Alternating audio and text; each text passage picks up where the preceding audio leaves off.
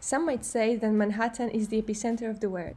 Its density makes it one of the most densely populated areas in the world with 8.4 million people. But Manhattan didn't always look like that. As Eric Sanderson says, the cultural diversity has replaced the natural diversity in the island.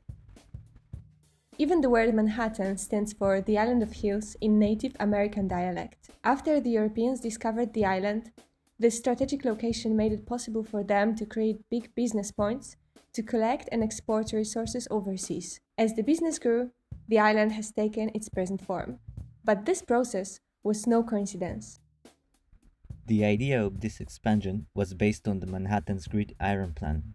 The Commissioner's Plan of 1811 was the original design for the streets of Manhattan above Houston Street and below 155th Street, which put in place the rectangular grid plan of streets that define the Manhattan today. Whereas commissioners had anticipated that it would take several centuries to fill all the grid plans, with its simple shape and sharp corner, the grid allowed easy construction across Manhattan as quickly as possible. By the end of the 19th century, the grid plan was fully laid out and filled in.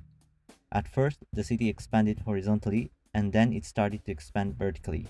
This massive growth led the island to be one of the most iconic cities in the world. Now, let's look at it from a different view.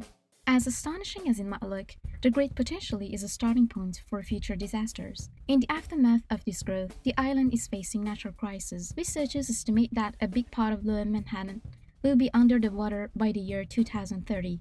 Another issue is the rising temperature that increased by 2.2 degrees since 1895. Last but not least, they will also have to deal with the lack of natural resources.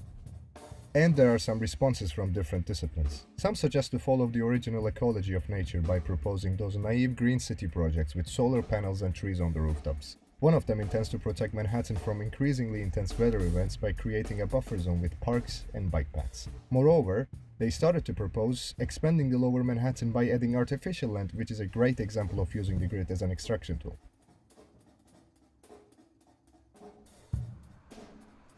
Since conquerors discovered the island, they flattened down the place and created this concrete jungle of Manhattan. But now their descendants are trying to put back the green pieces of Manhattan.